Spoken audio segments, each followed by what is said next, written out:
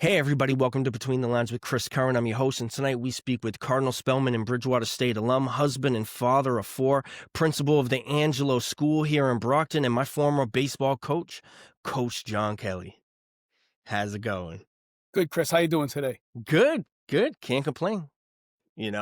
Just glad to have you on here. You're someone who I had coaching in a very crucial time in my life, and at a time where I was discovering how much more I actually loved baseball, and you were part of that. So I owe some of my success to you as someone being there as a mentor, a coach, and someone who just constantly gave back. Oh yeah, thank you. I mean, it's something I really, really, really enjoyed. Like when I was teaching, I was just a new teacher when I was coaching you and your brothers and that. And it was great to go in and teach all day long, get out, and as a break was go on the baseball field and teach you guys the game of baseball and hope to give you guys a love for it. Yeah. Well, you absolutely did, and you may not have had the easiest group. As I look back at some of the pictures of the team, and I'm like, oof, we were very good, but could have been a difficult group to keep in line as well. Yeah, we had to manage things here and there, but the talent was off the charts. You've talked before about Brockton baseball not being now where it was then, but we had a hmm lot of talented kids come through the north side between the north and the Brookfield baseball. We had a lot of kids come to North Middle School, so Yeah, it was quite yeah, the run we had there. yeah. In the 2 years I was there, I think you only played like 7 games a year, something along those lines. But we only lost one, I believe, in those 2 years, and we won the championship both years. We probably Um, shouldn't have lost that one either, but it, um, yeah, it's kind of how it happens. no, no. I think it was my eighth. I want to say it was my eighth grade year that we lost one. But yeah, amazing talent, great coaching, and great competition as well. Yeah, no, it was. It was nice having the four middle schools just playing in the city and you're seeing the same kids again and again and again. And then you guys all got to play together at high school and it was different back then. Yeah, yeah, it was. Now there's a lot more middle schools. I'm not even fully sure how all of that works as far as scheduling and playing games, but Yeah, the problem is they don't have baseball period now. It's come down enough in the city where the middle schools don't have baseball teams now. yeah, it's They still unbelievable. have football, basketball, soccer. They don't have baseball anymore now. So Yeah, and that ends up going upwards as well. You're gonna mhm. have kids that miss out on that opportunity. Yeah, Oh, it's 100%. yeah, that could be tough. But can you tell us a little bit about your background and how you actually started teaching? Yeah, it's funny because teaching, if you had talked to John Kelly as an 18-year-old leaving high school, and you had said, "Oh, you're going to be a teacher," I would have thought you were crazy. So I went ahead and um, I was a little immature when I was young on that, and I went ahead and I went to school because that's what everyone sort of did coming out of high school. I was like, okay, I'm going to go to Bridgewater State. Everyone at Spelman's going somewhere, and I went to Bridgewater State, and I just did a business management degree because I thought that was what I was supposed to do. I really didn't have any direction, wasn't sure, and then I was through Bridgewater and I was getting ready to finish. And I'm from Whitman, the town right next to Brockton. And a couple of guys in town, they have like a youth football program and they had a midget team, a pee wee team. They didn't have a mite team. And me and a couple of my buddies had just were finishing school and that. And they knew that I was a people person, that I think. And one of them reached out and said, "Would you guys be interested?" And they wanted to know if I would take over and run a team. We kind of looked at each other and like, we're 22 years old. It's like, sure, let's go ahead and do it. And so we went ahead and I learned pretty quickly that I really enjoyed working with kids. And I wouldn't have known that before. So it just kind of came out of nowhere. My younger brother, who was 12 years old at the time, was playing Little League Baseball and they asked me to coach his team also. So I was always a big fan of the games and a student of the game. And I sort of just started branching off and coaching things in town they asked me if I would do. And then pretty quickly people started saying, John, like, you should be in education.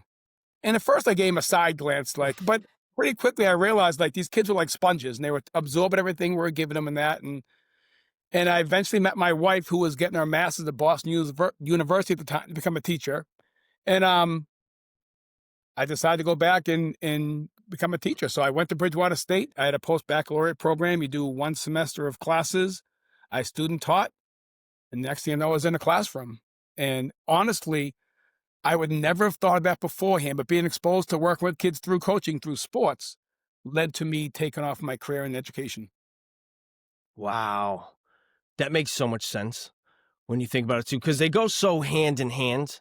as well. Because if you can become a good coach, you're good with kids. If you're a good teacher, you're typically good with kids. And it's not difficult to see how the two can actually merge in a sense of like coaching, teaching. Essentially, you're trying to reach out to the youth and get some kind of message across, whether Yeah. it's baseball, football, basketball, history, math, any of that, you And it's know? all communication. I mean, like you said, Hmm. teaching, coaching, same thing. It's about communicating. You can have all the knowledge you want up here. You've got to be able to communicate to the students in your class, the players in your team, whatever it might be. And that was always one of my strengths, was being able to relate to people and get those points across to them. Yeah. And that's kind of Yeah. where it started. So I ended up at the Raymond School, where you were an elementary school student, and I started Yeah. teaching fifth grade. And I taught fifth grade for 12 years at the Raymond School. In all 12 of those years I was teaching there, I'd then go across the street. That's where I coached baseball at North Middle School when you guys all played there. Until I Yes. eventually moved on, to the Downey School as an assistant principal, then a principal, and now I'm a principal at the Angelo School. So a long run Wow. I've been on, but it started coaching youth sports, and that's what got me into teaching, and that's what's kind of started things, lit the fire. That is awesome. It's crazy how how that works a lot of the times too, Oh yeah, as you I mean, piece it all together, you no, and I know? would never have thought. I said it before, but I really mean it. Like, something's just meant to be. Like, it's just like I hadn't had that vision. I would never have thought it was going to happen, and you just find your way. There is no. I try and tell even the kids at school here, like, you might think you want to be X, Y, or Z today, and it might change 2 years from now and 4 years from now. But whatever it is you Mhm. want to be, just chase that goal. And once I realized education was my thing, and through coaching as a youth also, like, I went 10 toes in on both of those things, and just put everything I had into it. And I found what I love doing. And 30 years later, I still come to school every day right now, Chris, absolutely loving what I do. You can see it. And You it's can hard to say definitely that 30 years later, but yeah. yeah, you can absolutely see how much you love doing it. Whether it's on, Facebook and just in person as well, just watching what you're doing, and especially in Facebook, just from a distance, you can see everything that you're doing, the way that you're communicating. And we kind of talked about it as well, of you bringing past students, people of Brockton, back onto the platform to speak to your students. And I see that and I think about it, and it's just amazing to be able to bring that to the table as well. It's such another way to invest into those kids. Yeah, there's many ways to communicate a message. And I was telling you earlier, part of that is through other people sometimes too. Hmm. You can tell somebody things again and again and again, but it's nice to have a different voice sometimes sharing it. It's a similar message, but from someone else. Yeah. In this Yeah. case, those brought to people I've brought back, they all can talk to my students about sitting in fifth grade seats just like them, going through the same obstacles and adversities they face, and coming out successful on the other end because they worked really hard at doing whatever it is they wanted to do. Yeah. Yeah. Hands down. That's awesome. Yeah. And I know that we had talked about this before too, with you being one of the best coaches that I had growing up. How much was baseball a part of your upbringing? And I know we kind of talked about what made you want to give back, but what did baseball mean to you? And did that lead to you coaching other sports? Did you play other sports growing up? Yeah, it's funny. So we hit a little bit on this, you and I, earlier today, but for a guy who is such a sports oriented person who has been coaching for so long now and a huge fan of the game, I'm not someone who played high school or a college level. As a kid, I played youth sports. I played baseball, I played basketball, I love basketball. I was a big kid, so I was always too big to play youth football because there was a Yeah. small weight limit in the South Shore at that point. It's like 115 pounds, I think it was. So, Yeah. I get into eighth grade, getting ready to go to high school, and I was no great athlete, but I was excited to be able to play things like that. And then I had a hip injury, in which I was playing tackle football in the neighborhood. Just, outside. Like, back then you played outside with kids in your neighborhood. You're outside playing and doing things. And I remember walking home and kind of dragging my left leg. My mother's like, "What's going on?" I'm like, "I don't know." I went to the doctors. I found on my growth spurt, on my growth plate, my hip had disconnected. So they had to put six Oh, pins in. And like the bionic man, I was put back together. But it takes a couple years to recover from that. So I get to high school and I don't play any sports freshman or sophomore year. And again, I said it's a bit immature. So I sort of got away from playing sports. I finished high school and I always loved sports though. So I didn't Mhm. play, but I was always a student of the game. My circle of people all played sports. My brothers were both great athletes, stuff like that. So I was always involved in sports without playing, which is kind of an odd thing. You think with a coach, generally the coach has done a lot of things and played a lot of things. But then, I just got out of college. And I told you the story about starting to coach a bit. And again, I know a lot about the game. So I was able to coach pretty effectively, I believe, because I knew the game and I could communicate the game. I just couldn't come back to somebody and say, oh, when I played, I did this or did that. Yeah. There's different ways to express things. Oh, absolutely. And your communication and passion anyways. It doesn't really matter. I've played for people who have played at high levels that can't really communicate that well when it comes to the game. They don't know how to relate. And that's one of the most important things is knowing that someone cares, knowing that you can relate to them and pass that information along and let them do what they're going to do with it essentially. Well, yeah. That's all you can do is provide information. You'll see even I believe even in the professional sports now, some of the greatest players have never made it as great coaches because they can naturally just sort of do things and they don't really know Y- why, how. It just came natural to them, and they can't Yes. relate or express that to other people. So some of your best coaches are the ones that know the game very well, things like that, but it didn't come easy to them. They become students of the game, and now they can teach those and express those thoughts, plays, techniques, whatever it is, to the players. You're 100% right. I have a bunch of buddies that I've always asked once we stopped playing baseball, I always asked them, "Are you going to get into lessons? Are you going to give lessons? Are you going to coach?" And they're like, "I don't know how to do any of that." And I'm like, "How? You're such an unbelievable hitter." And it just became instincts to them on being able to play the game, but not really knowing how to break it down and then communicate it to people that aren't as talented. That's a real skill to look at a 16-year-old and a 10-year-old and try to get across a similar message, but you have to convey it differently because the maturity level is different. Oh, yeah. And also, like, you also have to know what you know and what you don't know. So when I was moving up, I did Little League Baseball first. I started coaching like the pony team, travel teams, and that. And I had a good friend of mine, Derek Levangie from Whitman. Um, who's a pitcher. So I couldn't say to a kid, hey, when I throw a circle change, I do this and show. I mean, I can show him on a video and that, but I couldn't actually show him what I had done. But I had Derek on me because we coached together at that point. He became the pitcher guy. He could teach those different things. So it's important about having your circle and your team, whether it's in a school, an athletic team, whatever it is, have people who the things you don't know as well as you'd like to know, have someone else who can also express those things to the members of the team, in this case, in a sport. Mm-hmm. And that happened in all sports I've coached. You always want to have a tree of other people who can come in with you and teach the little parts that maybe you're not as strong at as you'd like to be a little bit stronger in. Yeah. Yeah. I always had that with whether it was coaching, pitching, just catching and pitching because I wasn't really a catcher, wasn't really a pitcher. I could only teach what I had seen, but it's very similar in that. It's like, well, I've seen this, but I haven't pitched at this level, but this is what I've seen, what I've observed. And yeah, you show videos and you try to go based on success and failures of that. So that makes total sense. I mean, you can't Yeah. play every position in every single sport. Not So, where you can know the sport in general and make sure you can express all those things. But again, rely on other people. There's a reason you have coaching staffs. You have people yes. that have different skill sets they can express to the members of the team. Yeah, yeah, that is well put. Exactly. And teaching staff, as an Same thing. experienced teacher, like for you as an experienced teacher and principal, do you think that there are some important qualities that teachers should have, maybe that would allow them to be more successful? I know it's kind of um, an opinion based question, but for someone who's been doing it so long, what have you seen for some of those qualities and traits amongst some successful coworkers or even with yourself? I think the most important thing, it goes hand to hand with the coaching part, is being able to relate to people and communicate and enjoying what you do.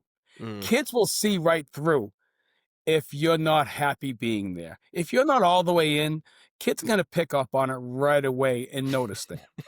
And again, you can be book smart, over the top, off the charts, but if you can't communicate what it is you know to the class, it's not doing any good. So to me, communication has always been number one. Yeah. And along with that is being able to work well with others. Again, it's back to communication, being flexible, be able to work with others because you're part of a team. There's nobody in a school. I'm a principal of a school here, but I can't do all of it by myself. I can't Yeah. do most of it by myself. I need good people with me, and then you work together towards a common goal to educate your children. But in that Yes. classroom, as far as a teacher goes, communication is number one. You got to build relationships because the kids have to know you care also. I Mm. firmly believe that whether I was coaching or teaching, the kids in my class knew I cared. Even when they weren't doing the right thing and they might need to be spoken to, whether it was on the baseball field and you said we had some tough teams there where the kids were a lot of different ways of going about life, but they know you kid. And so when you're Yes. coming at them hard at times, they still know you're doing it for their best interests.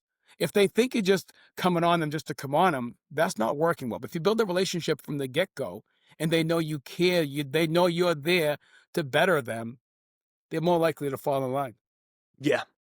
Yeah. Yeah. So relationships, communication, those are the two most important things to me. Yeah. 100%. Yeah. If just from a student standpoint, from when I was obviously in grade school, if you liked a teacher, say school wasn't your number one thing, but you liked Mhm. a teacher, you were more likely to pay attention in that class. That's just kinda how it always felt that way at times. I wasn't exactly a straight A student, and a lot of the times, in the early years, I had to mature, but in the early years, I went to school because I played sports. Now, later on, as I got later into high school and into college, that changed. I knew that I had to get good grades in order to go to the colleges I wanted to go to. That's a little bit different. But as far as finding great teachers that you cared about, that you knew cared about you, that's exactly what you said. That was perfect. You can feel that out. You can feel the energy from teachers if they're all in, if they're not, if they're even if they're being tough. And like you said, they're speaking to you from a this is going to be tough, but I'm telling you because I care about you. That means the world. Yeah. I mean, I said before, I was a little immature as a kid, so I wasn't a great student. Here I am a principal in a building. I'm a 30-year educator, and I wasn't a great student. I had a lot of ability in the classroom, so when I matured a bit later, I was able to pick up and move on from there. But there's no doubt that in a classroom, even if you thought you were the funny guy and acting out, you're not as likely to do it with someone who you respect a lot, who you think cares about. You don't want to let them down. Hmm. And also, when you're struggling in a certain subject, you're more likely to go to that person who you know cares and know wants to help you and ask for help. It's hard Yeah. to go to someone who you think is going to turn you back and say, "Hey, go back to your seat over there and get." No, you want someone who you know cares. And when you have that, I feel as though that's going to open them up to come in for that support they need. You give them the support, they're more successful, and off they go. But you got to build a relationship first to make all that happen. Yeah. Yeah. Absolutely. And so you had kind of seen both sides of it from a teacher standpoint, a principal standpoint. What was your transition like from a teacher to a principal? And I know we talked about you how teaching happened to you and for you essentially, and it turned out to be what you were meant to do. But when you became a teacher, were you always looking to become a principal? Or how was that presented to you?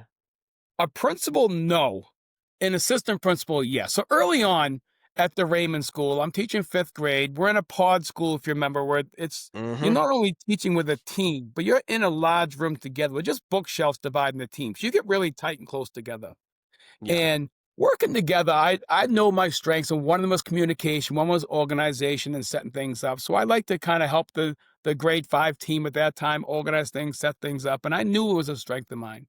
And after I wouldn't say it was 6, 7 years, whatever it was, but after a period of time, I started to think like I'd like to have a bigger say in the building. Not that I didn't like the way things were done, but we all have our own ideas on how we think things could be better. Mhm. And it's easy to question somebody, a little bit harder to say, you know something, I want to go and do that same job, and I think it would work better if I did it this way. So I went ahead, I got my master's in administration, and they have an internship in Brockton. We have an opportunity to go and be hired as an intern. So I applied for that. I got it. I spent one term, like a month at the end of my 12th year in education, seeing the whole district of Brockton. And then I got licensed and I was hired right away to go to the Downey School. And I became an assistant principal at Downey School, and life was perfect for me. I love the job I had. It's tough going from one building to another. Like I've been at the Raymond for 12 years. So you build a lot of relationships. You think the Raymond's your Yeah. place. North side of Brockton, I was coaching at North. I was teaching the Raymond. That was everything for me, and I was happy as happy could be. But I did have that urge to wanna try and broaden myself a bit as an assistant principal. So I get to the Downey School, and I'm there 6 years, the assistant principal, and I'm loving it. I have my 2 older boys at that point are playing sports, and now I've gone from coaching at North, and I'm now sort of coaching their teams and helping lead them and their friends in the right direction, and it was great, and I had no intention of wanting to be a principal. I was asked a couple of times, and I was kinda like, "No, thank you." I just was and they knew I was happy with what I was doing. Like, I was able to, as assistant principal, when the day's done, the day's done. You're able to go home, and I can jump right out and go Hmm. and coach, and you're not worried about the 24/7 aspect of being a principal. And it was great. And then the toughest part, the toughest day of my career was I'm 6 years in as assistant principal, no intention of wanting to be a principal, and I show up on a Monday morning, Chris, and Diane Gosselin was the principal at the school with me. And Monday Mm. morning comes and she doesn't come to work. And she had been sick the last week, couple of days. And so nobody wants to call the superintendent's office and say your boss didn't come to work, So we're trying to get a hold of her, can't get a hold of her. And then my adjustment counselor and my STEM coach, my math coach at the time, who were both close with Diane, come to school and they both have tears in their eyes. They're definitely petrified because they couldn't get a hold of Diane all weekend. And they see her car's not here. They're concerned. They're like, what do we do? And I still don't want to call the central office. Like, who wants to call on your boss? Because she walks in a little bit later, she's gonna kill me, So I'm like, I'm Yeah. not. And, Yeah. and I said, listen, she lived in Weymouth, and I said, you two, why don't you drive to her house in Weymouth and check in?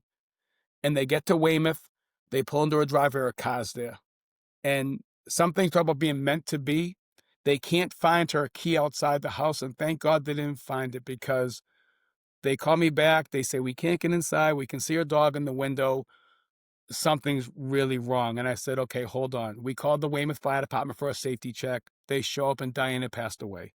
Uh, And had they found the key, they would have walked in. So the toughest moment in my career, now I've got to spend, Chris, about 20 minutes. I know this news now. The staff's at the building, kids are showing up at the Downey School, and we can't share anything yet.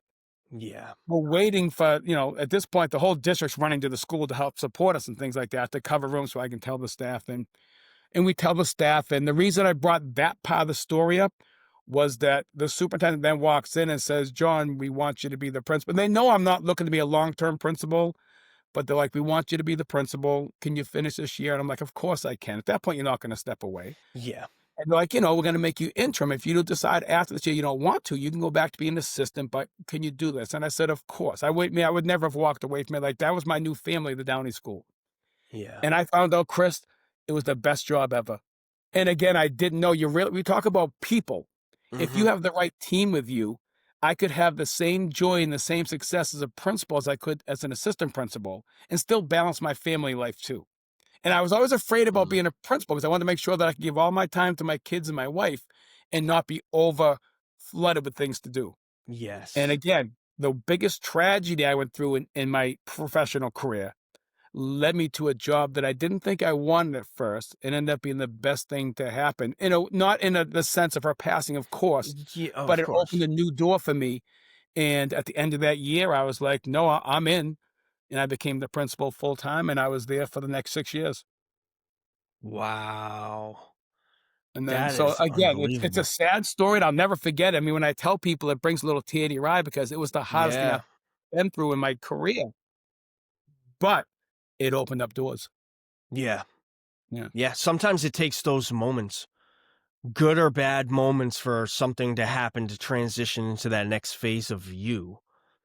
And yeah, and in that moment where they're leaning on you to now be the leader in this very difficult and challenging time, and gosh, to have to do that all in such a short time frame of that one day, having Yeah. information that you can't really share and you're trying to process it, must have just felt like everything was moving so quick.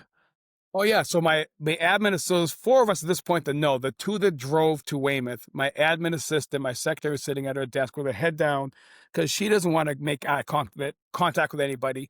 And I'm in the office trying to avoid anybody I can when they're coming like, "Oh, Diane's not here yet." I'm like, "Oh yeah, oh, 1 minute, Michelle," like trying every which way to avoid the conversation, knowing that I can't say anything until sort of everyone's there.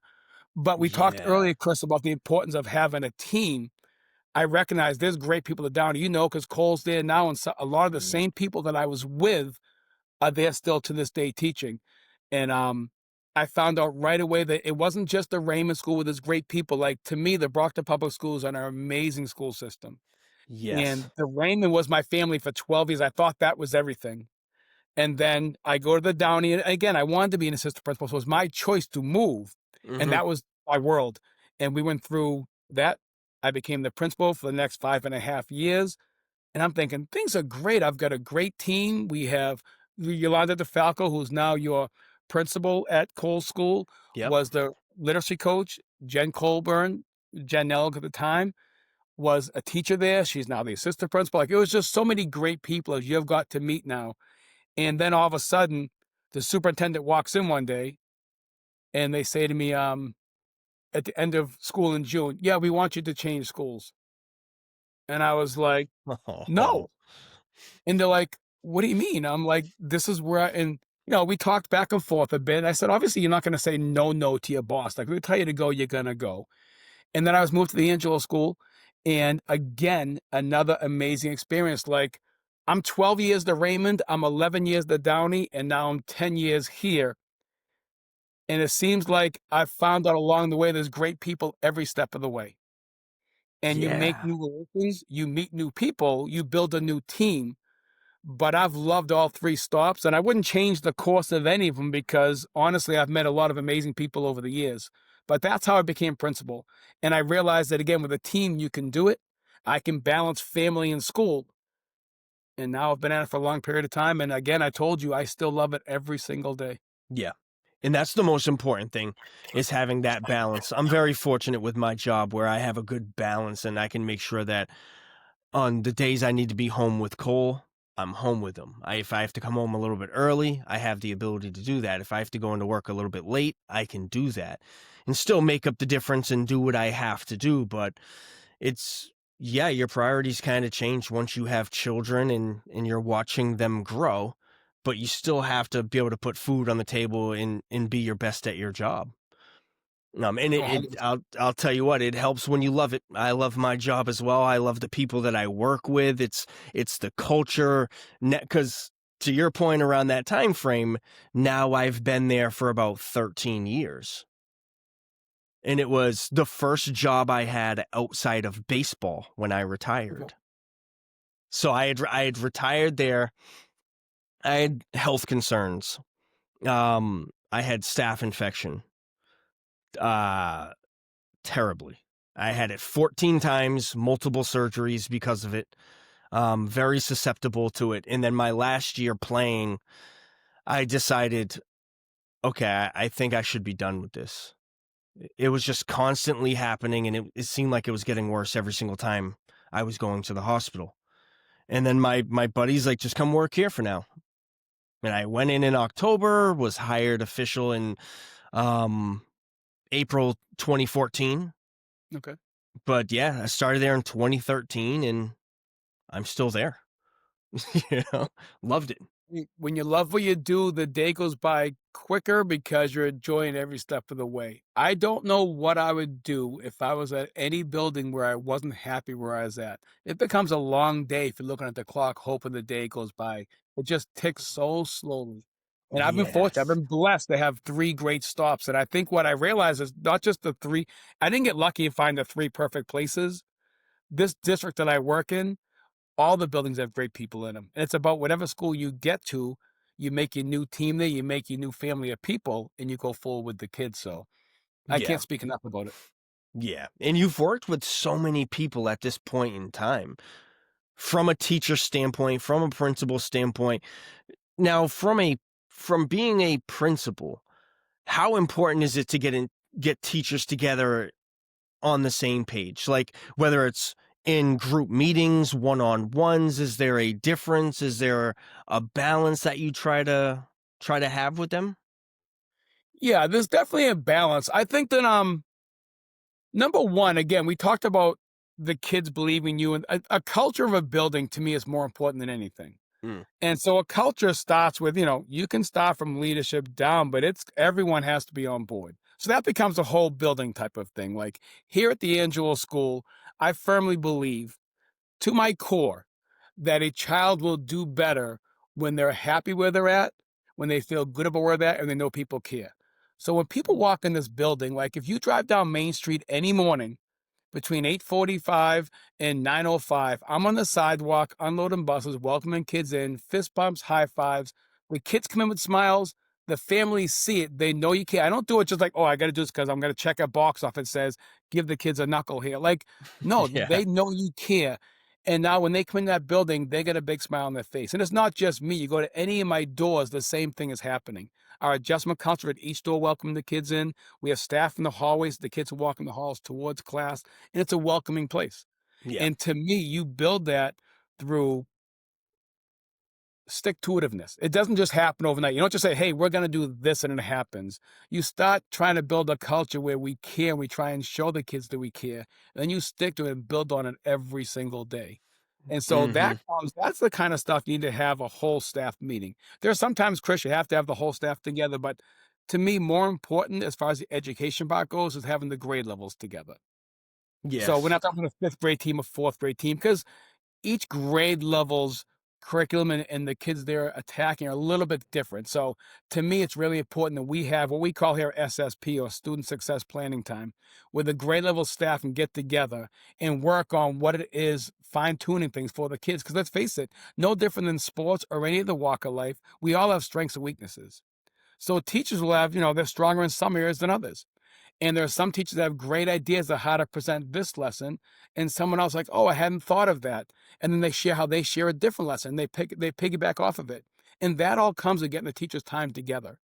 Great teachers want to be Mm, together and work together anyways on their own time, but it works a lot more effectively when you can find time to get them together and give them time to do these things.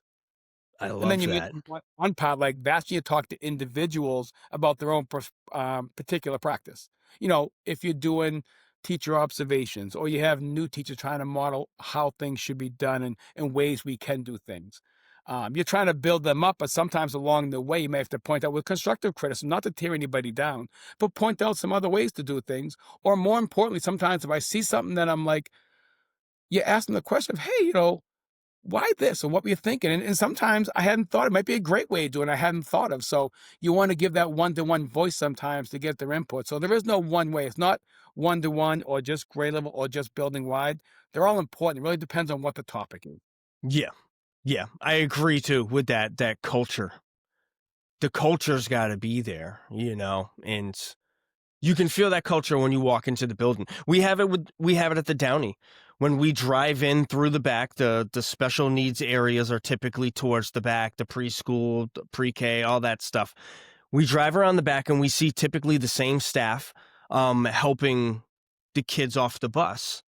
And you see them all the time. And me and Kayla joke about it because we wave at all the teachers every single Yeah, day. the same people every day. Yeah, and we're walking, like, we drive Cole because we live close by. We don't want to miss that moment. We love it. So we'll drive them in, and our job is actually, we have that ability. We have that flexibility to be able to do it. So we'll drop them off every morning, say hi to the teachers. And then as we're driving, we're saying hi to teachers that we don't even have, but you're watching them take care of these kids. And that's such an amazing thing to see because you're like, this school cares, and it makes you want to try to find ways to give back and be part of anything that's happening at the school itself.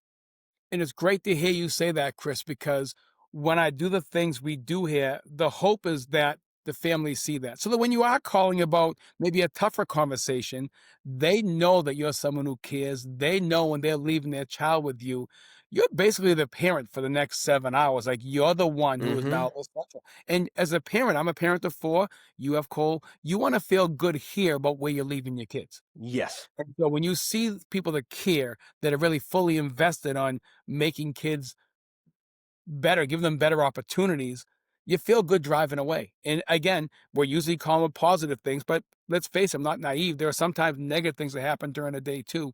When you have to make that call, they know where you're coming from. And it's a lot easier Yes. conversation to work on things if something like that comes up. Yeah. Yeah, we've been very fortunate with the teachers that we've had, whether it's the IEP meetings with, speech, OT, just everyone that's a part of the system. You can see how much they care and how much attention to detail that they have. And they have to do that for every kid. Mhm. And I'm very fortunate because I'm married to a woman that comes from a teaching family. Her sister's a teacher, her mother's a teacher. That household is a teaching household. I've seen them coming up with plans over the summer. I've seen them grading papers during Christmas vacation, and you gain a little bit of appreciation from that. Not everyone has that insight, but then when we bring Cole to school and see teachers giving back, you're also reminded of your own family members that are spending time with your child. To your point, in many ways and in many families, those teachers are spending more time per day than the parents are because the parents are working and trying to make ends meet. So it is very important to build that relationship with the staff, and it's such a plus to be able to trust them. Yeah, and you mentioned the teachers, like, there is no teacher that walks in at 9 o'clock and leaves at 3:15, 3:30, and doesn't do anything the rest of the day. Like, I don't think people realize sometimes, no, I shouldn't say people in general, but how much the teachers put in to making sure that their students' days are built for success. Yes, 100%. It's a lot, yeah. We saw it over the summer. We saw Kayla's mom putting plans together over the summer of I want to try to do this, how do we do this? And it's vacation. And I know some people will think, well, you're off for the whole month. It's like, not really. There's never a day that she had come home and wasn't correcting papers or trying to do projects and trying to think of additional ways. So even now with Cole, when we do additional things and we look for additional services, her input is very valued because she comes from a teaching background, and that's what we're trying to do with our son. We're trying to teach him. 100%. So, yeah. Yeah.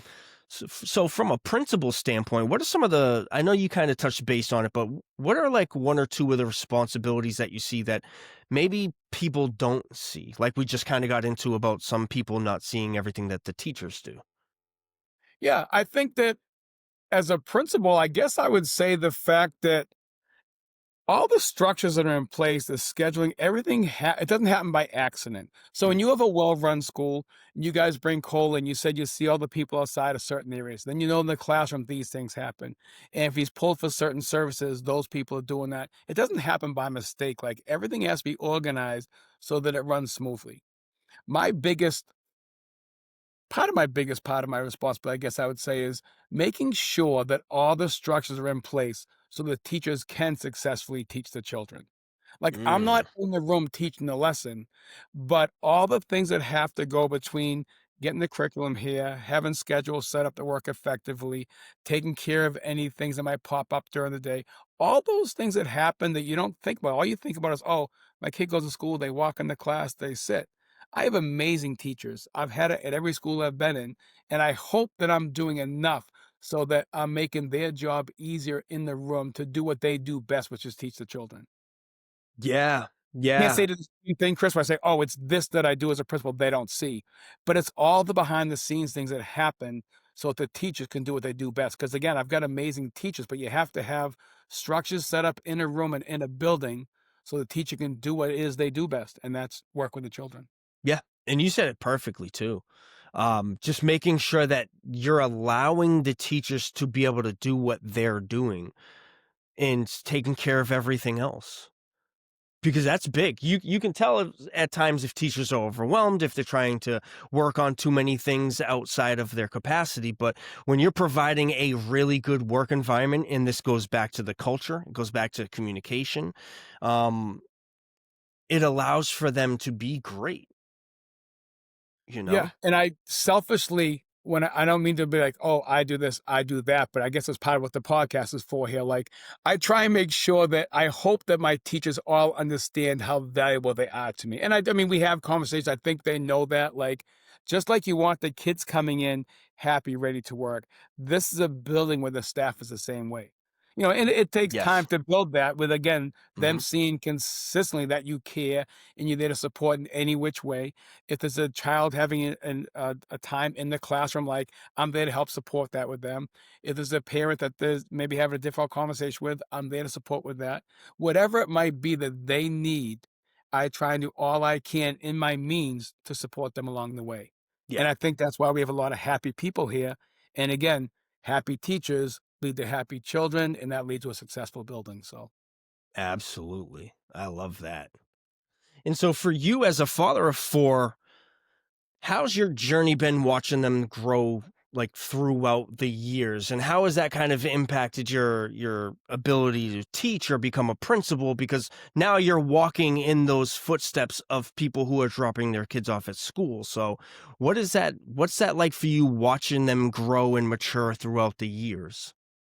So it's funny because my wife Nancy and we have 4 kids, but it's almost like we have 2 separate groups of kids. Whereas our 2 oldest, Jack and Ryan, so for a long time we had Jack's 25, now Ryan's 23.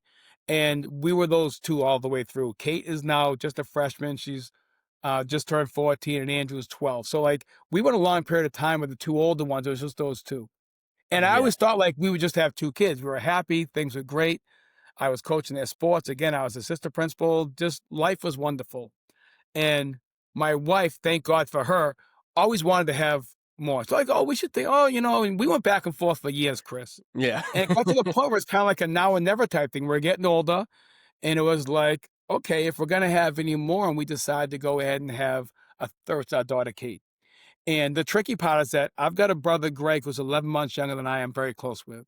My wife, Nancy, has her sister, Pam. They're very close. And Jack and Ryan are very close, our 2 older. So it was like, we can't just have Kate. First of all, I'm going to be in a stroller trying to walk myself a walker down her graduation. I'm getting older now. So we kind of wanted to make sure we had a fourth, and that gave Kate and Andrew, who are also close together. So we've got 4 kids. They're 2 different groups, but we're so lucky we have 4 wonderful kids. And you That is talk about awesome. like, how does it help being a principal or a teacher?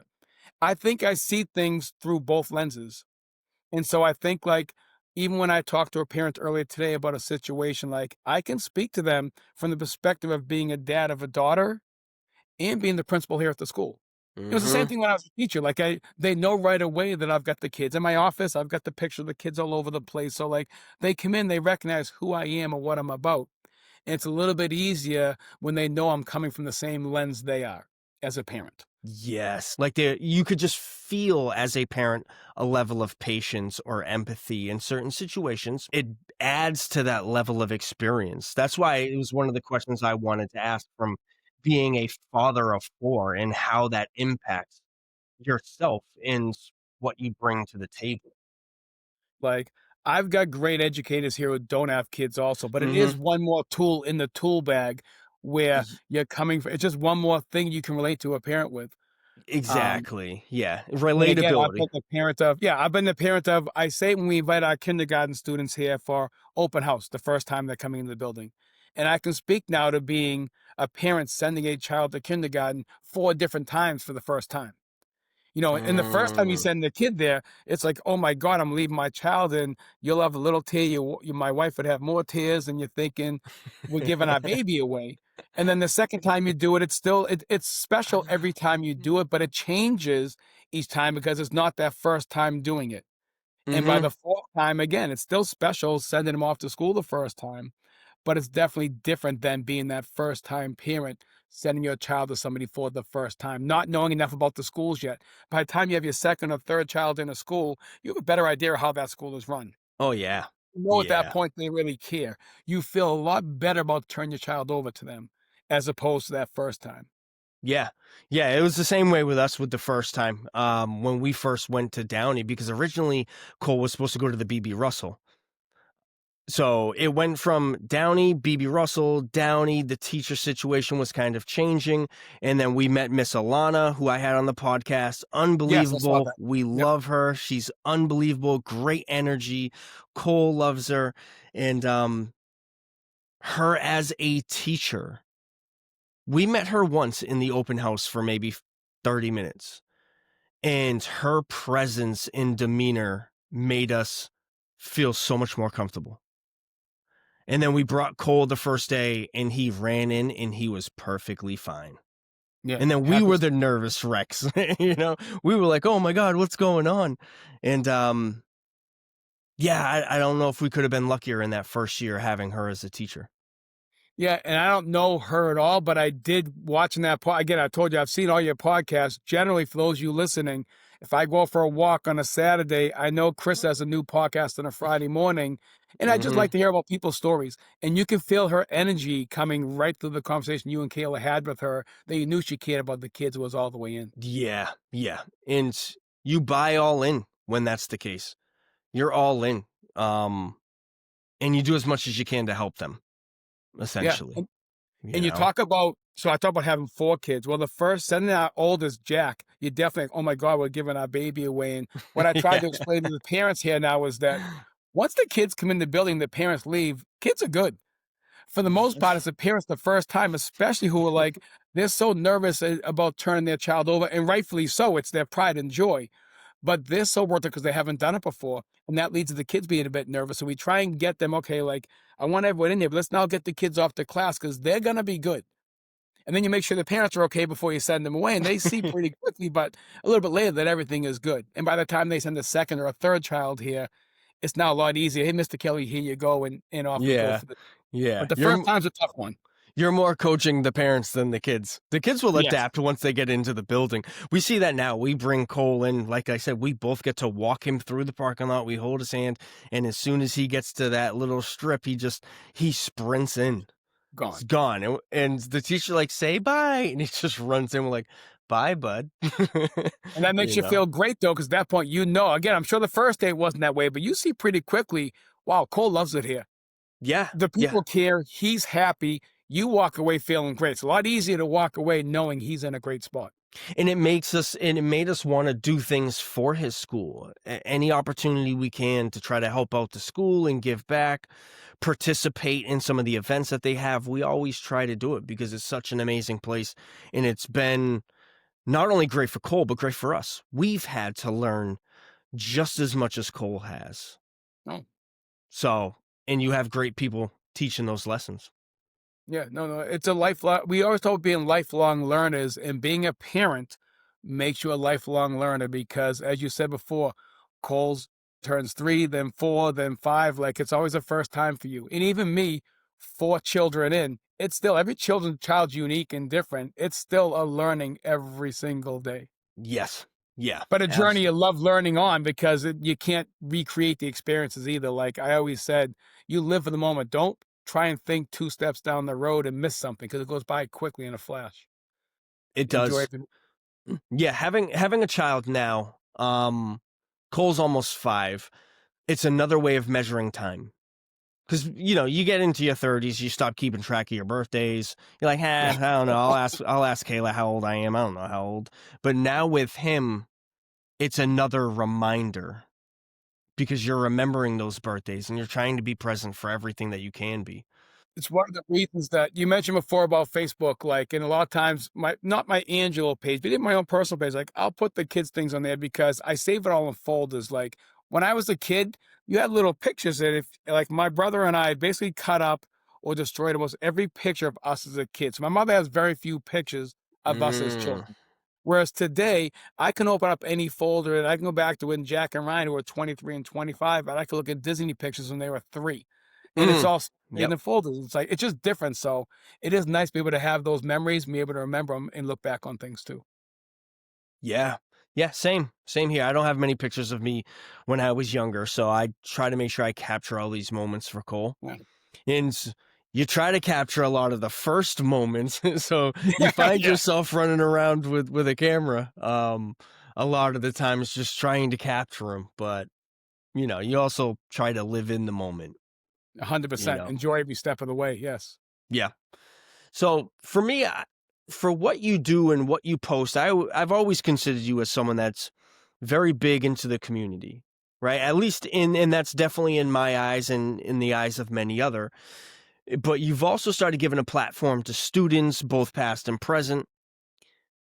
How important is that aspect for you to try to get people within the community to give back because there's potentially a ripple effect?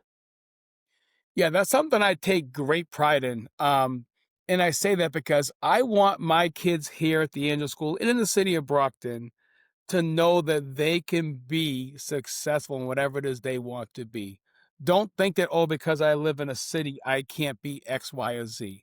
And so part of what I try and do, bringing the people back here, is to bring back kids who sat in fifth grade seats just like they have, who have been through some of the same obstacles and adversity put in front of them that they're seeing in their lives right now, and have worked through or around those things to become great at whatever it is they want to do. And it's not just about a lot of my connections, Chris, are through sports. So most of the people I've had here are sports oriented. You know, I reach out to the drama department now and trying to find somebody from there because I want to branch out, Mhm. make sure I'm showing everybody here whatever it is they want to be, that there are others that have been in the same shoes they've been in that have made it and doing great things. And I Mhm. can't even take full credit for how it started. I was explaining to you earlier that a few years ago, there was 3 former Angelo School students, and it's a boy, Samson Okunlola, Samuel Okunlola, and then Adamola Filet. And all 3 of them today are playing major college football. One plays for the Miami Hurricanes. So every Saturday night, I can watch all 3 of those guys if I turn the channel. One's at Miami, one's at Colorado playing for Deion Sanders, and one's at Washington State. And they reached out to me in say it was April or May, and they wanted to come back and give back to the community. At this point, this day and age, the social media platform is a big thing. And they all 3 of them care so much about their time in Brockton. They're trying to give back. So they reached out to me and they're like, can we come in and do something with the kids? And I'm thinking, sure. And I'm thinking, okay, what are we going to do? And I thought, what better than sharing their story? And that's how it started. It was those 3. And then I told there's a young man, AJ DeBonsta, who is the top player his age in the country. He's going to be a Mhm. lottery pick in the NBA next year. And he's a Brockton kid who, a lot of these Brockton kids end up going to different schools for high school sometimes because the opportunities open up to play against a high level of competition. You talk about iron sharpening iron, that kind of thing. So Yeah. AJ wanted to do some observation hours, and I didn't know who he was, and he came here, and we started talking a bit, and I realized he's a big thing. And so he came back to speak also, and that's how the platform started, was a couple of kids, the 3 football players in AJ who came in, and I bring the 5th grade together. I choose the 5th grade each year because we have about 175 somewhat 5th graders every year here at the school. And so I want them to hear from others as they get ready to leave us and go to middle school about others' journeys that have been successful and how they did it. And so we start just asking questions. Yeah. I asked them questions about what 5th grade was like for them. I asked them questions about the transition from elementary to middle school. I had the Brockton High football team today, and they're telling me, oh, that was a long time ago. I'm like, you guys have no idea what a long time ago is. Like, you're talking about juniors in high school to 5th grade versus 56 years old to 5th grade. Yeah. But and we ask them about obstacles. Some of them will share different things they've been through. Adam Olaflay was a great story because he's a young man who was a senior in Brockton, getting ready to play football his senior year, had a bad knee injury. He missed his whole senior year. A lot of his scholarship opportunities had dried up. He was lucky to have when he got a chance to go to Norfolk State, and he played his freshman year there. And then he's able to transfer to Michigan State and Washington State. So, but you talk about adversity, he almost had everything taken away and then had to work around that, keep his grades up, take a smaller opportunity first that he probably wasn't looking for originally, Yeah. but he got a chance to play, and then from there, build on and go from there. And we talk about guests I've had here. I know you had Trey Chula Hall on your show before. Trey's a Mhm. former baseball player of mine. He played with my boys. He plays for the Brockton Rocks now. He was able to come and talk to our kids here. Alexandra Janaris is a girl from Brockton who played basketball at Boston University, a 4-year starter. She came to the kids. I know you know Yaz Cavallo, uh, Mhm. Water State women's soccer coach, who was great with our kids coming to last year. She could speak in a second language. She can make connections with my kids from around the world with different languages, Yeah. along with general population. Yeah, she was great. Yeah. Mike Williams, who I know you had as a midget football coach, who's an amazing Yes. mentor. There's so many here in Brockton, and each of their stories were different. Each of Yeah. them had different past. Kevin Walsh, we talk about someone who a former Raymond School kid, um, who I reconnected with later on in life, and he's an example of someone who made some mistakes along the way. He doesn't hide from those. He made some choices that maybe weren't the greatest choice at the time, got some trouble, but he's redirecting himself. You talk about showing that kids can make a mistake and overcome something. Your story is not done yet. Kevin's a great story of that, who you keep moving forward. The next day is a new day, be better. And now he's got multiple championships belts and look at be the next greatest boxer from Brockton. So there are Yeah. so many different voices that I try and bring to my kids to show us not just one success story. There's lots of them. And There are. again, that like our fifth graders in a fifth grade seat here, they did the same things our kids had done. They went to middle school like our kids did. They took advantage of opportunities. There are lots of people that care. And if you put the effort in and stick with things, you can be whatever it is you want to be. These guys didn't all make it to the NBA, the NFL. Mike Williams went ahead and took advantage of his education, his studies. He played some football at BC, but he's able to get a law degree, became a lawyer, now he's a judge. Yeah. And that's all from hard work, determination from a kid that grew up here in the Brockton up at Pine Estates and was able to take it all the way from there to where he is now. So I just want that platform, Chris, to make sure that my kids know there is no limit. You know, your story's not written. You're writing a story day by day, but it's not over. There's always a next chapter. And Yeah. whatever it is you want to be, keep striving for it. And these kids are all examples that I've brought in of people that have made it and are making it. They're not done yet. Their stories aren't written yet, but they're all working towards a goal. So that's my platform. That's my idea. And it's really gone well. And I've been so lucky to have good people. And that's why I'm going to be having you in the spring come by. I know you said you would. You'd be blessed to. So, Yes. because again, it's all about stories. Everyone's story is a little bit different, but it lets our kids know there's multiple ways to get to where you want to be. No, that's amazing. And just like you said with Coach Mike, that sometimes sports lead you into something else. And the same thing with your story. You go from being a coach and teaching and doing all of these things. It's unbelievable where sports can take you. And Yeah. it's the same thing with me, how it formed me as a human, essentially, and just the hard work that you put into it, the practice, the discipline. You can apply that in so many other aspects of life, in every aspect of life. And actually watching your show, I know we talked about this too. You were a crucial part of me starting the podcast. And I don't think you knew that until we actually talked about it, but there were three main influences that I had to actually start this, which I wanted to 7 years ago. You, from watching you bring people back from the community to speak to the kids.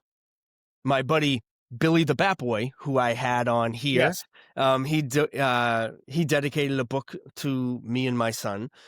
And then also Gary Vaynerchuk, who's an entrepreneur. He's unbelievable. He's from New Jersey, but he has all this energy. And he's like, he was doing this interview when someone wanted to start a podcast. And he's like, do you have one listener? They're like, yeah, well, I have a listener, but not a big following. He's like, if you have one listener, you have no excuse. Just start with one. And I'm like, oh, how do I say no? I'm like, all right, I have one. And all of that probably came together within 2 weeks. And I'm like, all right, I have to do this. I have to do this for me, for other people. And then you start talking to amazing people, and you're one of the people I watch do it. And now I get to have you on here. No, You I'm know, happy to be here. So it's amazing. yeah. And one thing I did want to ask you too is, if you had to leave a message for your kids, maybe you tell them every day, maybe you don't get to tell them every day. What's one thing that you would want to tell them and pass along to them? It's a great question. I've got four kids that are different and amazing in their ways. All four of them are a little different. And I would want all of them to just know to continue to work at being whatever it is you want to be. And when I say with my four kids, Chris, so my oldest one's name is Jack. And Jack and Ryan, again, they're older now, but they had played youth sports going all the way through. And they have two different personalities, both amazing kids. Jack played sports the whole way through: football, basketball, baseball. and Ryan ended up being a football player in high school, but Ryan played baseball and basketball just sort of socially to be out there. And he loved playing. You know, we would joke sometimes, but you got to play hard to go home. And Ryan's the one to be like, "Oh, we can go home." And just the greatest kid in the world, the heart of gold. And Jack was the one who liked sports, was it was more important to him and things like that. Jack goes to college, plays football at Bridgewater State. In his second year has a bad injury and ends up out and decides to leave school. And we didn't know at the time. He went to school, he's gonna be a phys ed teacher. We just thought that he was into sports, wanted to play sports and be a teacher, and my wife and I are both teachers, so well, he gets hurt, he decides he's leaving school, and he calls me one day. I'm here at the Angelo School. He's like, "Dad, I'm leaving school." And I'm thinking, "Okay, I mean, whatever it is, let's see what's going on in that." And he told us he didn't want to be a phys ed teacher. And I was like, "Well, dude, I don't care what you are, as long as you're happy. Like, you want to find what it is you want to be and go for that." And he thought about, took some time off, went back to school. He got his degree in communications. He was doing his own podcast with boxing, things like that. And he was coaching like me. And all of a sudden he realized he loves working with the kids. And guess what he wants to do? He wants to teach. So right now he's taking his MTELs. He already has his degree. And he's going to become a phys ed teacher. So it's funny how your life kind of takes you in different directions. But again, I said from the get-go, I didn't know what I wanted to be like. Find out what your passion is. It might change along the way. Just keep Mhm. pushing towards what it is you want to be. My son Ryan is finishing up at Bridgewater State. He's going to be a phys ed teacher and also a history teacher. He decided to have two majors, give him some options right there. But we never planned it. We never pushed either our kids to be teachers. But I think they saw the joy we had in it. I think they both see the difference that I think we've made with people. Because my wife is, I was a good teacher communicator. She's an amazing teacher, an amazing woman. Like, they've got Mhm. two parents that are fully invested in education, and I think they see it. And it led both them naturally to want to go on and get into education. So to both them, I just say, just reach for the stars. That is Um, awesome. my daughter Kate is a freshman in high school now, and so I always have the two boys, and people are like, "Oh, you don't have a daughter." I'm like, and I have the two boys. I'm good either way. And then you become the dad of a daughter. It's like, oh my goodness, I became like the dad daughter. And she plays sports. She's a cross country runner. She plays basketball, but she also loves drama. And talk about being invested in what your kids are doing and living through them with them. Chris, she's finishing up with a drama production at the end of the summer, and they make an announcement. They shout out me as the best drama dad. And I was like, what the dad like? But again, I was again, once your daughter's into, we became musicals, and her and I, with my wife, will go see Hamilton, we'll go to Broadway shows and that, and because that's her thing. And you jump in with it, and next thing you know, you're right there side by side. That is And our youngest, awesome. Andrew, same way. Andrew is an amazing young man, and Andrew is different than the three of them. They all have their own ways, and they're all special and awesome. Andrew's autistic. So with Andrew, it talk about a learning along the way. My wife was amazing. So when we first, Andrew, you didn't recognize things at first. Mhm. He's out there, regular kid, and Yeah. we started to see he would mask things a lot, Chris, at school, stuff like that. So he'd come home and we'd see like a sort of a letdown and release at home that he wasn't showing at school. And Mm. my wife was definitely two steps ahead of me in recognizing things like that. And she started to really look into things. And so when we got a diagnosis, it wasn't a surprise at that point. Like, we were aware of things in that. But you talk about a community, because we have the four kids with the two of us, like, our two oldest are awesome. My daughter is, and so we're all together in the journey. But yeah, I would just say to all four of my kids, whatever it is you want to be, like, we're gonna support you every step of the way. Just put your all into it. And if Yes. your if your if your goal changes along the way, that's okay. You just pivot with it, and you put all into that next journey, whatever it's going to be, because we're all going to change our minds along the way. To my two youngest ones, like, I doubt what they want to be right now is probably what they're going to be when they get older. I told you at Mm. 18 years old, I would have thought somebody was crazy thinking I was going to be in education. A few Yeah. years later, a couple things happen, coaching, things like that, a new door opens, and I found a career that I love. So just keep pushing Yeah, you and be never that. know. Yeah, and it's the same message I talk to the kids here about. So you asked me about the platform with my people that come in and that. That's the message I'm sending. That's my message to people in life, and that's where the teaching and the parenting connects. It's the same thing. I want my kids to be great at whatever it is they want to do. I want them to be happy. More than be great is be happy whatever it is they want to do and successful. And I want the kids here at school to be the same thing. Yeah, because essentially, if you're happy doing it, you'll have a better chance at being successful. because then you're putting your passion into it. You like being there every single day. It's tough being somewhere that you don't enjoy every single day for anyone. 100%. Find Yeah. something that you love to do, you Yeah. know? And it doesn't come right away. Sometimes again, don't think like, oh, I'm 19 years old, I'm 23 years old, I haven't found my thing. No, just keep plugging along. Like you're gonna find your passion. When you do, don't be afraid to go ahead and do it. You with the podcast, Chris, like, you thought about that. Well, when you decide this is something you want to do, jump all the way in and go and do it the best of your Yeah. ability That's what I and had to enjoy this do. way with it. Yeah. Yeah, that's what I had to do. And then, yeah, so I officially announced it in August of 2025. When I announced it, I didn't have a microphone or headphones. I didn't have anything, but I knew, I was like, listen, if I announce it, I will have to hold myself accountable. I have some people I can talk to. If I have to do it on my cell phone, I'll figure it out. And then I just started Googling everything, like, where do I upload this material from? Questions to ask, any little thing that was going to help push me into that direction, because I knew it's what I wanted to do. And I know sometimes I don't seem like it, but I'm an introvert. So, I've heard you say that a few times in many of your podcasts, and then I think back when you're a kid, I'm like, okay, I can see that. Just putting things together much further down the road, but recognizing that, and yes. I say it more so comfortably now for people who are also introverts to be okay talking. And doing this podcast, I can talk to whoever I want that wants to talk to me. It's easy talking to you. Mhm. There's nothing to it. It's a normal conversation. But yeah, it was definitely one way to face that. I don't want to say fear of talking to people, but it was one way to kind of put myself out there and learn about people. This is selfishly one of the best things for me. I get to sit down and talk to people that I care about their life and their journey. I mean, how often do you get to do that? To spend an hour plus and just pour everything into it. I'm like, this is me. This is my journey. This is the pros, the cons, and what's come from it. Yeah. No, Yeah. and that's why when I wasn't joking when I said it, like every Saturday or Sunday, I go for a long walk and I'm generally listening because it's nice to hear other people's stories. Everyone's path is different. Everyone's journey is interesting.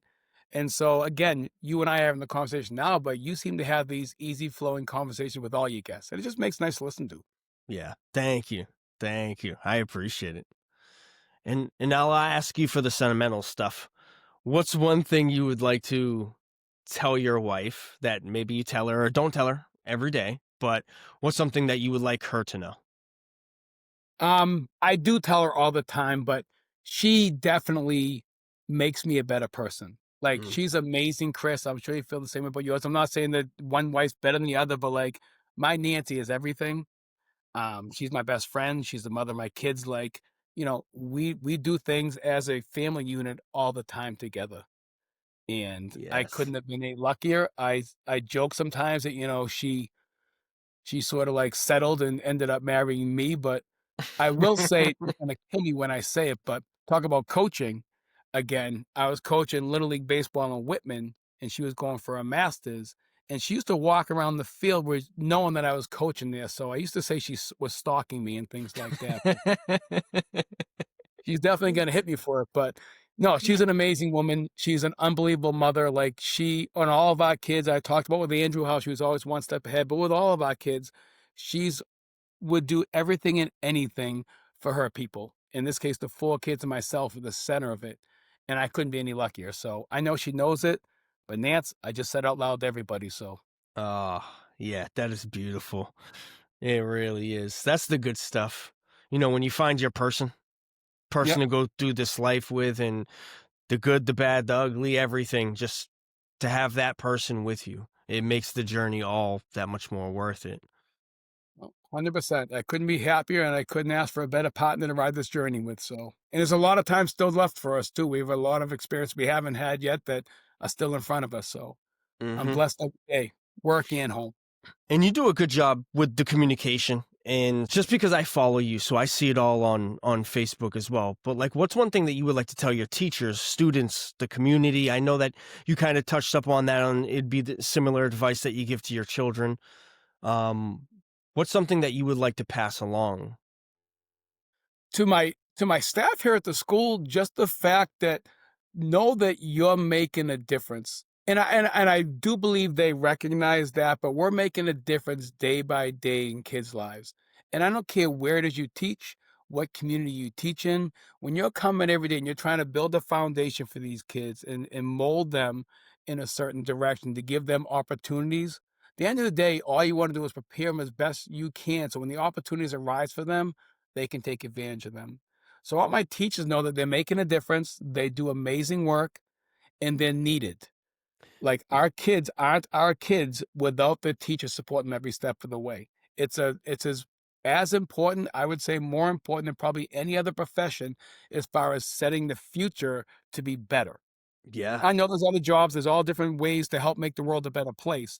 If you want to talk about shaping a community to be better in the future, it starts with the teachers and education. So my teachers, my school, that would make an amazing difference. Into the community, to the students here and the families, no, there's no limits. Again, like whatever it is you want to be, shoot for it. There are tough days, there are good days and bad days, but keep moving forward. And again, we Mhm. see a lot of great things. It's very easy, Chris, to focus on the negative things. I don't care what town, city you're talking about, there's negatives everywhere. There are so many more positives. Focus and build off of them. And Yes. here at the school, we do that. And I think we do that in general. But certainly here, I want these families to know, and I think they do know it. Again, I do my best to communicate that to them, that we care. We want to make the world a better place. We want to make the city a better place. And it always starts with the kids here. Yeah. Chris, I can't sing to save my life, but I sing all day, every day here at school. And I take different songs, and the Whitney Houston song, I believe the children are the future. Like it couldn't be any more true. If they're gonna be the future, we have to do things right with them at a young age. And that's what we're trying to do here. Yeah. Yeah. That is awesome. Long answer, but that's the No, point. no, it's the reason why I ask some of those questions too is because I know how much of an impact Cole's school and Cole's teachers have had on him. So now when I have the ability to talk to teachers, principals, I ask their opinion on that because it's impacted us in such a positive way. You know, ways that I couldn't even imagine myself. Mhm. You know, I think it's a little bit differently, and this is where it goes to your experience. You can speak about it as a parent and as a teacher. It's a little bit different when it's your child, right? You talked about like you'd swear some of these parents are giving up their kid the first time they're dropping off, and it's such a big trust factor. But to truly appreciate what the teachers are doing. And sometimes you don't even see it in the background. That's why I asked you what's some of the things that a principal might do in the background that people don't see because there's so much that goes into it that I had no idea about until I started even dating my now wife because she had teachers in the house. Family. Yeah, it's Yeah, amazing. no, makes a big difference. It's It needed. does. It does. So if people wanted to follow you or the school, is there a general area that they can go to see the events, the community stuff? Yeah, most of the events we share here are through the Angelo School Facebook page. And what I Mhm. try and do is I try and share as many pictures as we can at the events because a lot of the events happen in the school where the parents can't be here all day long. And they love to know what's happening. So when you can share a bunch of pictures, I can't share all 876 kids in pictures for every event, but you try and get a wide variety of pictures so that they can see, oh, wow, there's Jimmy or Johnny or Susie, whoever it is. And it goes a long way. They get to see the joy the kids are having, whether it's learning in the classroom, activities throughout the building, smiling faces, all of it. It's all part of building that culture. Mhm. So the Angel School Facebook page is one spot where we share most of our things. On the BPS website, Brockton Public Schools, ma.org, there's a link for each school. So we're starting to build more into there also. So if you're not on Facebook, you can go to the BPS page under schools, choose the Angelo School. We're starting to share the same information there. And then to our school community, we send home a monthly newsletter, a small letter each month. And again, I pile all the interesting and fun events that happened that previous month. We pick out the dates of upcoming events that next month so the families are aware of things. And I haven't really gotten much into Instagram with the school yet, but that's probably our next step because again, like anything in life, the more platforms you can share the things you're doing on, you're gonna get some more people. So it's not one way to get to all people, but I'm trying to get to Yeah, the majority of the families here. And Facebook's the big way right now. The BPS website is another way to get to Angelo School. I'm gonna build on the Instagram posts also. that's awesome. Yeah. Yeah, that is good. Yeah, because I'm all in when it comes to Cole's school. That's why I ask. Like, Yeah. I'm like, how do I follow him on Instagram, on Facebook? How do I? And it's a way to actually find out what's going on in the community, who the teachers are, the good work that people are doing. Because you said too, there's a lot of good out there that people should be focusing on, and sometimes it's something as overlooked as having a great teacher at a school that sometimes you can take for granted. Yeah, and you mentioned earlier, Chris, like, when we talk about great teachers, when we talked about what's more important, having, like, a whole building meeting or a grade level meeting, the idea behind getting the grade level together is it shouldn't be a case of, "Oh, my child lucked out because we got this teacher and not this teacher." Like, you wanna make sure that all the kids are getting the same quality experience, which here they are. Yes. You make it a point that teachers work together as a team, so you don't have to have teacher A and if you have B or C, you're in trouble. No, A, B, and C, they're working together the whole way. You're getting a quality education no matter which room you end up in. And that's about building a team and a culture in a school. Yeah. And I think every school strives for that too, to make sure that every child, you're not hitting the lottery, I get the right teacher. You're getting a good education with every teacher you have each step of the way. Yeah. Yeah. 100%. I couldn't agree more. That's how we feel where we are as well. And so like you said, it seems to be a lot of the schools, and you've seen many different schools throughout the city. And we can definitely see that where we are now. Yeah. It's a culture thing. Yeah, 100%, and that's what we shoot for. And I think the entire district does that, and I'd like to think I can't speak for schools all over, but I like to think all schools are that way. Because Yeah. again, you mentioned earlier about wanting to be all in. I would hope no matter what profession someone chooses, that they love what they're doing and they're all in. Because A, as you said earlier, you're happy at that point, and when you're happy, you're gonna be better at it. Yes. So I know here we see it. I know you see it with Cole at the Downey. And again, I was at the Downey, so I know those people are there. I would Yeah. like to think that all schools are that way, Yeah. or at least Yeah. working towards it. Yes. Yeah. Absolutely. Some people may be a little further along than others, but we have nothing but great experiences. Couldn't Okay, couldn't love Brockton schools more, you know. good stuff. But coach, I want to thank you for being on tonight. I appreciate it. I love hearing you talk. Your energy is amazing. It reminds me of playing junior high baseball, you know.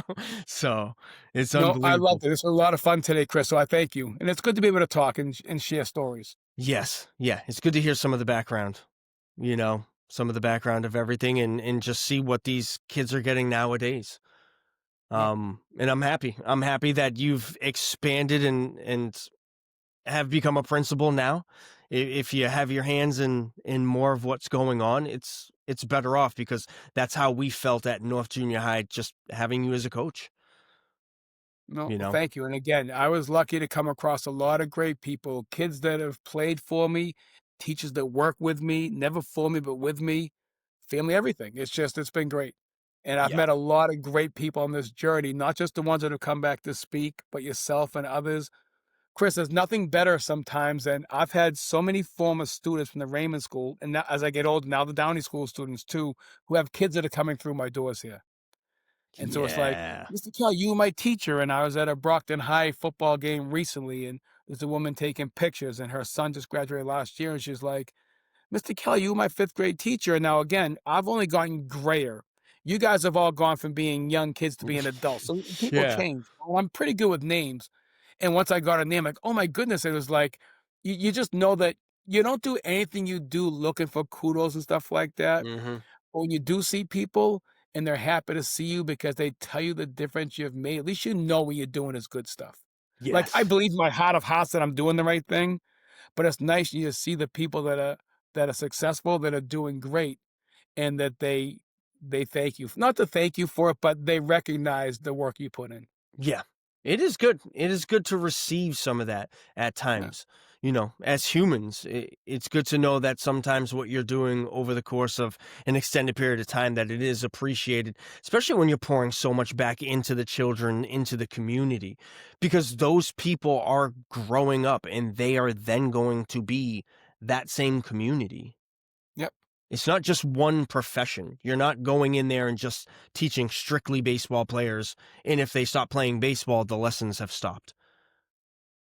You're teaching everyone, and it's amazing.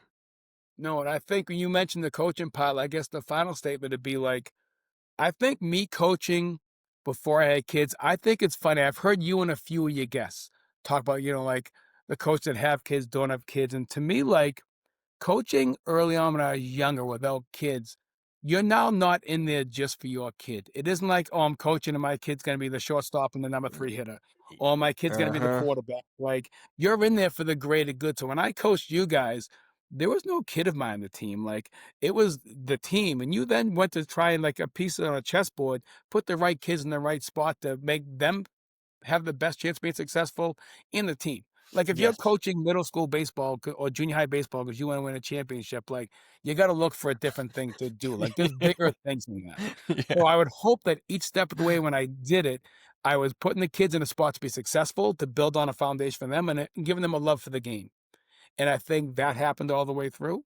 Yeah. And I think that that just makes a big difference. And I think when I then went to coach my son's teams down the road, me coaching without children first made me a much better coach when I was coaching my kids.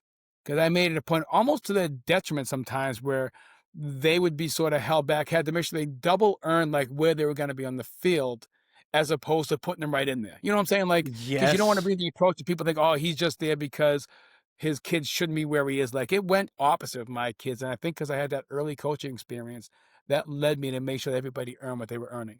And that leads to the classroom too. You're not teaching your own kid in the classroom. So same idea as when I was coaching you guys, you're trying to take the kids in front of you and give them what they need to be successful. So I Yes. really think full circle, like not being an athlete. And it's, when you guys mentioned you and a few of your guests, like your baseball guests, especially, where they say things like, oh, if except for this, I would have been great. Like I was never a great athlete. I was never going to be a great athlete, but I was really, really a huge fan of the game, and I think that led me into coaching, and coaching led me into teaching, and it's made me a better father, educator, all of it. Mhm. That sports start, the coaching thing really made all the difference for me. Yeah. Yeah. Sometimes that's what opens the doors, and maybe it's not the final outcome. I mean, same with me. It wasn't the final outcome. I don't even define myself as a, quote unquote baseball player now, like on Instagram, and it was started out as more funny, but it was just how I was recognized as Coco's dad. Mhm. So I was like, that's who I am now. I love that. I love that title. And he's the only one who at that point in time who could give me that title, you know? Yeah. No, that's an amazing thing, and again, it's a great journey to be on.